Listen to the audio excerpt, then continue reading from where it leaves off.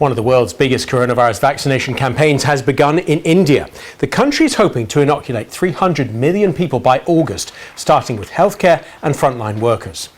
Germany's Christian Democrats have elected the Premier of the North Rhine-Westphalia, Armin Laschet, as their leader. It's a key moment in the race to succeed Angela Merkel as Chancellor. Uganda's election commission has declared the veteran leader Yoweri Museveni to be the winner of Thursday's presidential vote. The defeated candidate, Bobi Wine, has claimed there's been widespread fraud. A jihadist group linked to the Islamic State has captured a military base in Nigeria following an attack in Borno State on Friday night. The attack is reported to have continued into Saturday, with members of the army suffering casualties.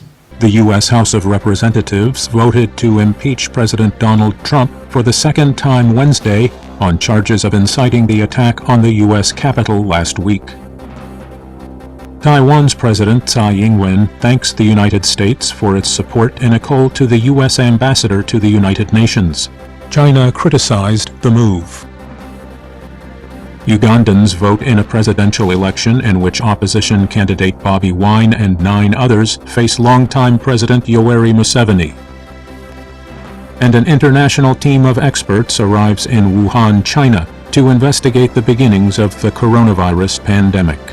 Retail sales fell 0.7% in December as the country confronted a surge of coronavirus infections during the peak of the holiday season.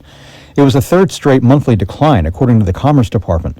Spending fell on online purchases, bars and restaurants, electronics, groceries, and department stores, though spending increased on home improvement, health and personal care products, clothing, and gasoline. Big bank earnings are rolling in. J.P. Morgan Chase posted its highest ever quarterly profit after releasing nearly $3 billion that it set aside to cover possible loan losses during the pandemic. Wells Fargo says its profit rose 4% thanks in part to releasing more than $750 million it had set aside to cover a group of student loans it sold. And Citigroup also drew down its reserves after loan losses weren't as bad as expected, but overall revenue fell 10%. And drug maker Moderna is exploring whether giving people a third dose of its COVID-19 vaccine would prolong protection. People who receive the 2 recommended doses in a study last year may have the option to receive a third booster dose 6 months to a year later. Moderna would need FDA approval to conduct such a test. We start here in Japan, where leaders are calling for greater cooperation from the public to help tackle a surge in coronavirus infections. They're urging people to stay home this weekend, the first since the state of emergency was expanded to 11 prefectures.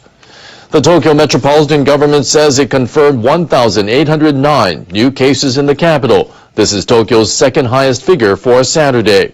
Officials say crowds in urban areas haven't declined as much as they did when Japan issued a state of emergency last spring. They're urging people to avoid going out in public at any time of day unless it's essential. But some people in Tokyo say it's not easy to avoid going out. Others say further steps are needed. I'm a little scared to go out, but I have to because I need to work. Because it's only a declaration of a state of emergency, people will end up going out. I think stricter measures should be put in place. Tokyo officials are using advertising screens in Shinjuku to broadcast an appeal by the minister in charge of the coronavirus response. The situation is extremely serious. Please refrain from going out or traveling between prefectures unless it's urgent. Government officials are proposing a key change to Japan's special anti-coronavirus law that would give the legislation more teeth.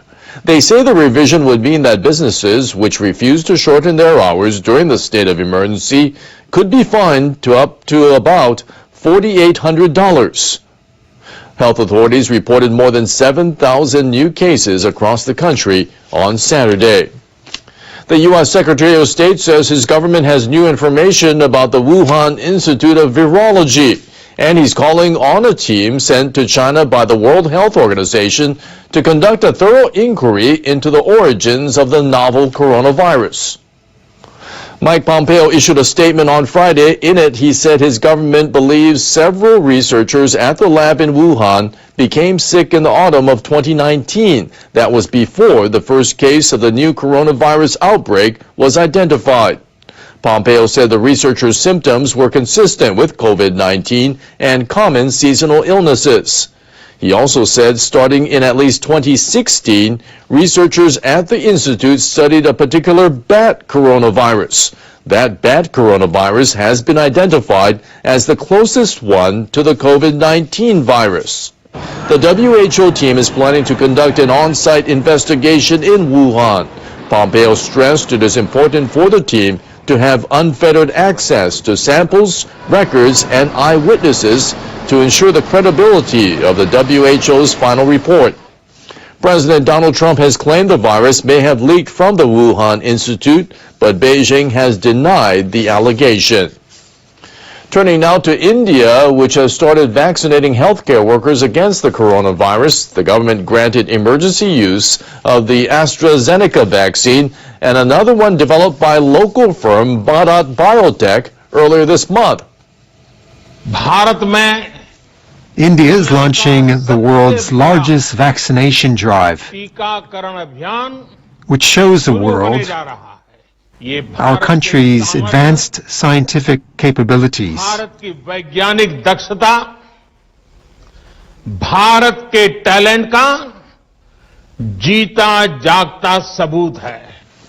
Loud applause erupted when the first vaccine was given on Saturday at a hospital in the capital, New Delhi. The government plans to vaccinate 300 million of the country's 1.3 billion people by this summer, including healthcare workers, those aged 50 and above, and those with underlying health conditions. I'm glad the vaccination has started. It'll give peace of mind to many people. I'll also be able to work for patients more than ever. India has more than 10 million cases, the second largest number of infections after the United States. Russian authorities say they will begin a mass inoculation program for the entire population from Monday with domestically produced vaccines. Moscow health authorities plan to make the shots available from Wednesday at shopping malls, department stores, and theaters. They also plan to use social media to inform people when vaccinations are available in their vicinity. Moscow wants to speed up the pace of inoculations as infections show no sign of abating. The capital recorded about 5,500 new cases on Friday. The governor of the far eastern Russian region of Sakhalin has announced vaccinated people will no longer be required to wear face masks in public. However, authorities face challenges in convincing Russians to take the vaccine. Some have expressed skepticism about its safety.